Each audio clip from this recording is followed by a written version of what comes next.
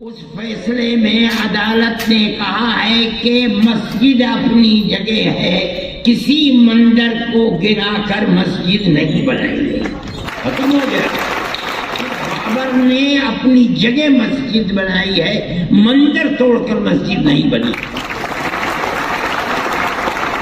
ہم مسلمان ہیں، ہم جانتے ہیں کہ اگر کسی دوسری جگہ کے اوپر مندر توڑ کر مسجد بنائی جاتی، وہ مسجد مسجد نہیں ہے۔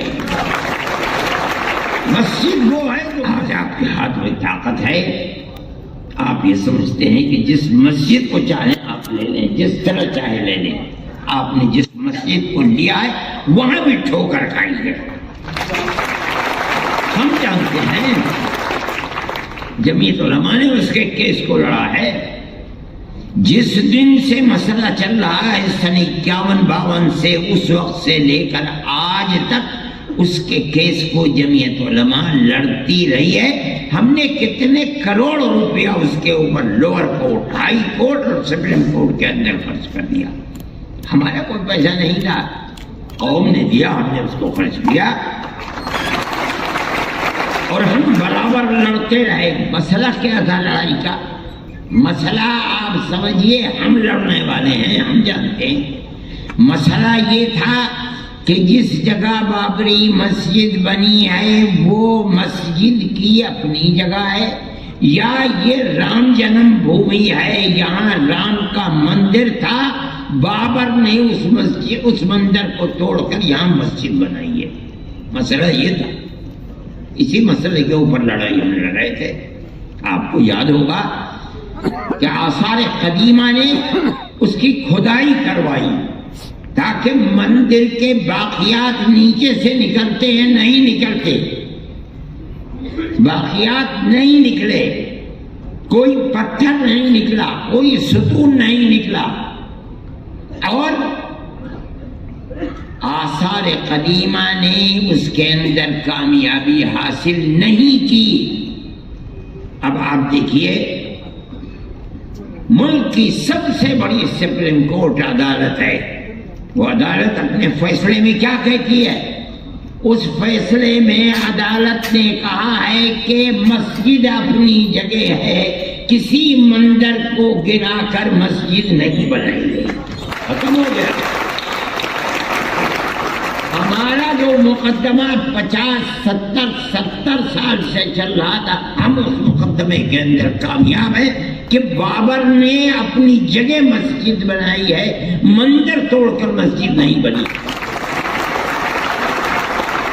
ہم مسلمان ہیں، ہم جانتے ہیں کہ اگر کسی دوسری جگہ کے اوپر مندر توڑ کر مسجد بنائی جاتی، وہ مسجد مسجد نہیں ہے۔ مسجد وہ ہے جو مسجد کی جگہ ہے اور اس جگہ کو وقف کیا گیا ہے۔ ہم تو اس مقدمے کے اندر کامیاب ہیں۔ جب یہ کہہ دیا گیا کہ مسجد اپنی جگہ بنی ہے، مندر کو توڑ کر مسجد نہیں بنی۔ دوسرا فیصلہ کیا ہے کہ جنہوں نے اندر گھس کر مورتیاں رکھی ہیں وہ مجرم ہیں، انہوں نے غلط کیا، مسئلہ ختم ہو گیا۔ جب سننے والے سن رہے تھے فیصلے کو، تیسرا فیصلہ اپنی جگہ کے اوپر تھا کہ یہ مسجد کی جگہ ہے، لیکن یہ الگ بات ہے کہ فیصلہ یہ دے دیا گیا کہ لیکن ہم یہ جگہ ہندوؤں کو دیتے ہیں۔ ٹھیک ہے، آپ نے دے دی، ہم اپنے مقدمے کے اندر کامیاب ہیں۔ ہم آج نہیں بولتے، نہ ہمیں بولنا چاہیے، اس لیے کہ جو سب سے بڑی ملک کی عدالت ہے اس نے یہ ہندو بھائیوں کو دے دی، ہم نہیں بولتے۔ ہم 1000 دفعے کہہ چکے تھے کہ یہ آخری ہماری لڑائی ہے، سپریم کورٹ ہمارا سپریم کورٹ ہے، ہم اس ملک کے رہنے والے ہیں، سپریم کورٹ جو فیصلہ کر دے گا ہمیں وہ منظور ہے۔ سپریم کورٹ نے فیصلہ کر دیا، ہم اپنے گھر بیٹھ گئے، ہم خاموش ہیں، ہم نہیں کہتے کچھ، لیکن دنیا ختم تو نہیں ہے، ہم ختم ہو جائیں گے۔ آگے آنے والا مورخ یہ لکھے گا کہ بابری مسجد کی جگہ مندر کس طریقے پر بنا ہے، ہم نہیں بولتے۔ لیکن کیا آنے والی دنیا خاموش ہو جائے گی؟ میرے بھائی یہ تو دنیا کے حالات ہیں، کل کوئی اور تھا، آج کوئی اور ہے۔ اگر ہم یہ سمجھتے ہیں کہ ارشد ہمیشہ زندہ رہے گا تو پاگل ہے، مرے گا۔ میری جگہ کوئی دوسرا دنیا ہے، یہاں اسی طرح آنا جانا لگا ہوا ہے۔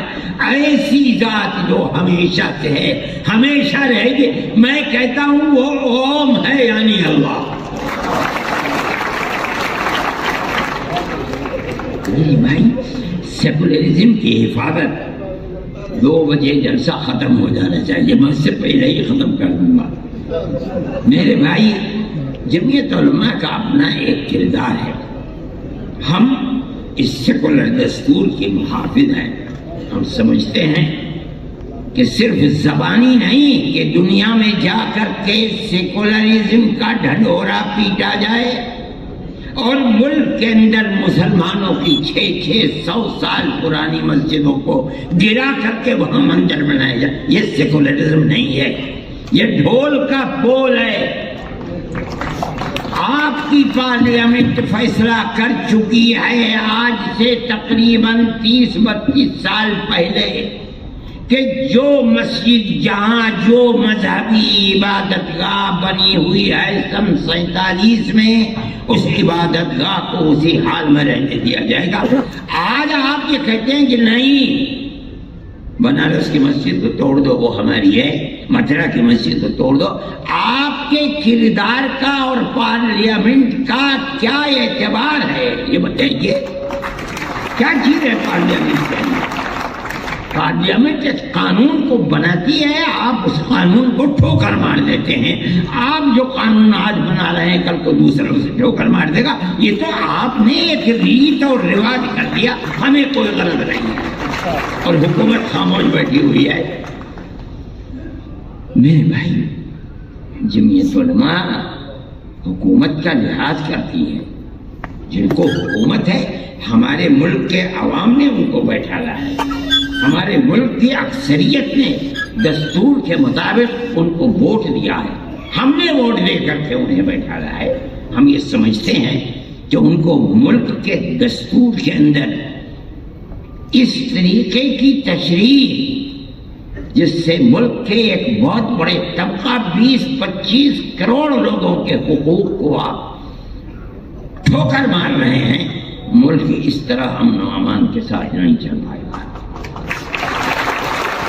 اور اس کے نتیجے کے اندر ملک کی جو صورتحال ہے، آپ اپنی زبان سے کہتے رہیں کہ ملک ترقی کر رہا ہے اور ساری دنیا کے اندر ترقی کا ڈھنڈورا پٹ رہا ہے، مگر ملک کے عوام کی جو صورتحال ہے اور فقر اور بے کسی کی جس طریقے پر پورے ہندوستان کے اندر کیفیت ہے، آپ اس کو دیکھ لیجئے۔ میں اپنی زبان سے کچھ نہیں کہتا ہوں، میں ایک مذہبی آدمی ہوں، میرا اپنا ایمان اور یقین ہے کہ اللہ جو چاہتا ہے وہ کرتا ہے، یعنی ایشور جو چاہتا ہے وہ کرتا ہے، یعنی اوم جو چاہتا ہے وہ کرتا ہے۔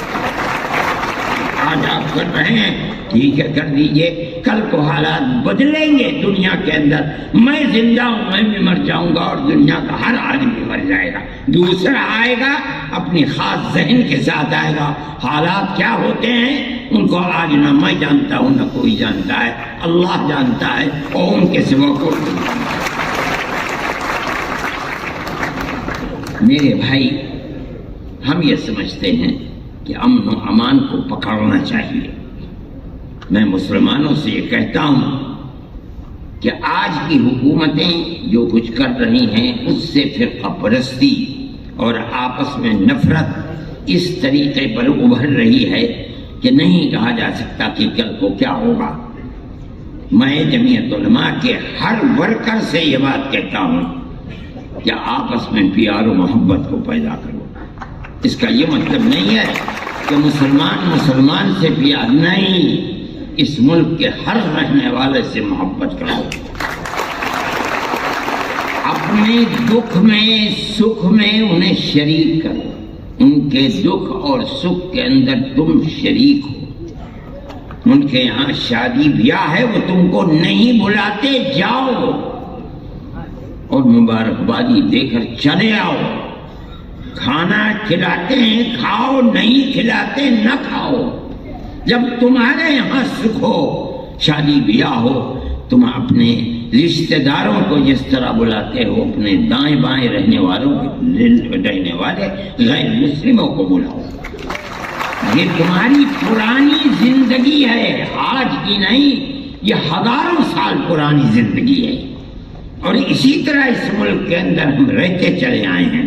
دنیا کے کسی ملک کے اندر مسلمان اور غیر مسلم کو اس طرح جیسے اس ملک میں رہتے ہیں نہیں رہنے دیتے۔ دیکھو گاؤں گاؤں کے اندر رہتے ہیں، اگر ان سے پوچھو کہ مسلمان کب سے آباد ہے، نہ مسلمان جانتا ہے کہ اس کی تاریخ کیا ہے، نہ ہندو جانتا ہے کہ اس کی تاریخ کیا ہے۔ اس پیار و محبت کے اندر شریک تھے، لیکن آج کی سیاست یہ پیار و محبت کی سیاست نہیں ہے۔ میں یہ سمجھتا ہوں کہ یہ بڑی تباہی کے آثار ہیں۔ آپ کو جمعیت علماء کے ورکر ہونے کی حیثیت سے آپ کو اس سلسلے میں قدم بڑھانا چاہیے۔ میں مدرسے والوں سے کہتا ہوں، صحیح ہے آپ کا مدرسہ مذہبی مدرسہ ہے، لیکن یاد رکھیے رسول اللہ صلی اللہ علیہ وسلم جن کی زندگی کو لوگ جانتے نہیں اور خاص طریقے کے اوپر برادران وطن نہیں جانتے، غیر مسلموں کے ساتھ اٹھنا بیٹھنا رہنا سہنا آپ کی زندگی تھی۔ آپ جب تک زندہ رہے، میں ایک بات کہتا ہوں اور تو یہ تو بڑی لمبی بات ہو جائے گی، ابو طالب آپ کے چچا تھے، آخری وقت تک بت پرست رہے، اور کھانا پینا اٹھنا بیٹھنا اللہ کے نبی کے ساتھ تھا۔ اگر اللہ کے نبی کو مکے کے لوگوں نے آبادی سے باہر کر دیا، ابو طالب نے ساتھ نہیں چھوڑا، باہر رہے، اور دین کے اعتبار سے وہ اللہ کے دین کو، اللہ کے نبی کے دین کو نہیں مانتے تھے، آخری وقت تک نہیں مانتے تھے۔ جب جان نکل رہی تھی تب گئے نبی کریم علیہ السلام ان کے پاس اور جا کے کہا، چاچا ایک مرتبہ لا الہ الا اللہ محمد رسول اللہ کہہ دیجئے، میں قیامت کے دن اللہ کے یہاں آپ کی شفاعت تو کر دوں گا۔ ابو جہل وہاں کھڑا ہوا تھا، ابو جہل نے کہا، ابو طالب کیا کہیں گے تمہارے بعد لوگ، کیا آخری وقت میں اپنے باپ دادا کے دین کو چھوڑ دیا؟ یہ کہا کہ نہیں، میں اپنے باپ دادا کے دین کے اوپر ہوں، اور مر گئے۔ اللہ کے نبی نے ساتھ نہیں چھوڑا، نہ انہوں نے چھوڑا نہ اللہ کے نبی نے ساتھ چھوڑا، حالانکہ اللہ کے نبی کے دین پر نہیں تھے، نہ زندگی میں تھے نہ مرتے وقت تھے۔ میرے بھائی یہ رسول اللہ کا کردار ہے۔ یہ سمجھنا کہ کسی غیر مسلم کے ساتھ اٹھنا بیٹھنا یہ درست نہیں، اسلام میں غلط ہے، غلط ہے، غلط ہے۔ ہم اس ملک کے رہنے والے ہیں، وہ ہمارے بھائی ہیں۔ میں کہتا ہوں ایک آدم کی یعنی پرتم منو کی اولاد ہے، ہم دونوں بھائی بھائی ہیں۔ جو لوگ اس کو تفریق میں اور دشمنی اور نفرت میں لے جانا چاہتے ہیں، وہ ایک باپ کی اولاد نہیں مانتے، اور غلط ہے، غلط ہے، غلط ہے۔ ہم سب ایک ہی باپ کی اولاد ہیں، ہم سب ایک دوسرے کے بھائی ہیں۔ جمعیت علماء یہ کہتی ہے، اور جمعیت علماء میرے تعلقات RSS کے بڑے چوٹی کے لوگوں سے ہیں جو میرے پاس آتے ہیں، میں ان کے پاس جاتا ہوں، ہندوؤں سے بھی ہیں، مسلمانوں سے بھی ہیں، میں جو ان کی تواضع کر سکتا ہوں میں وہ تواضع، میں کوئی بہت بڑا دولت مند آدمی نہیں ہوں، لیکن جو بھی کر سکتا ہوں میں پیار و محبت کی باتیں ان کے ساتھ کرتا ہوں۔ کوئی ضرورت نہیں ہے میں کیوں تفریق کروں، وہ صحیح ہے، وہ RSS کے لوگ ہیں، دوسری پارٹیوں کے لوگ ہیں، وہ کریں، ہمارا فرض یہ ہے کہ ہم ان کے ساتھ پیار و محبت، اور میں جانتا ہوں کہ وہ شریف لوگ ہیں، اپنی شرافت کے کردار کو پیش کرتے ہیں۔ میرے بھائی میں اس لیے کہتا ہوں کہ آپ کو اس سلسلے کے اندر جو مدرسے والے ہیں وہ اپنے مدرسوں کے جلسوں کے اندر بلائیں، بچوں سے تقریریں کروائیں، ماں باپ کے ساتھ کس طرح تعلقات رکھنے چاہیے، قرآن کیا کہتا ہے، اللہ کا نبی کیا کہتا ہے، ان کو سنائیں، پڑوسیوں کے ساتھ کیسے تعلقات ہونے چاہیے، آدمی کے ساتھ قطع نظر اس کے کہ اس کا مذہب کیا ہے کیسے تعلقات ہونے چاہیے، تاکہ آپ کے خلاف جو پروپیگنڈا ہے کہ اسلام دہشت گردی کا مذہب ہے یہ جائے تو لوگ سنیں تو کہ آپ تعلیم کیا دیتے ہیں، قرآن بتاتا کیا ہے۔ یہ ہمارا قصور ہے کہ ہم اسلام کی صحیح تصویر ان کے سامنے پیش نہیں کر پا رہے ہیں، ہمیں کرنی چاہیے۔ میں یہ بات کہتا ہوں اور آپ میری اس بات پر غور فرمائیں، آپ جہاں مدرسہ قائم کرتے ہیں اس مدرسے کے اندر اپنے ان بھائیوں کو بلائیے، ان کے سامنے اپنے اس پروگرام کو پیش کیجیے جو انسانیت کا پروگرام ہے اور جو قرآن سے ثابت ہو رہا ہے، جو اللہ کے نبی سے ثابت ہو رہا ہے، تب آپ سمجھا جائے گا کہ اسلام کی صحیح تصویر کو دنیا کے سامنے پیش کر رہے ہیں۔ اور اگر یہ نہیں کرتے تو میرے بھائی آپ کے لیے مشکلات ہیں، اور قصوروار آپ ہی ہیں، دوسرے قصوروار نہیں ہیں، اس لیے کہ ہم اسلام کی تصویر کو اپنی زندگی سے پیش نہیں کرتے۔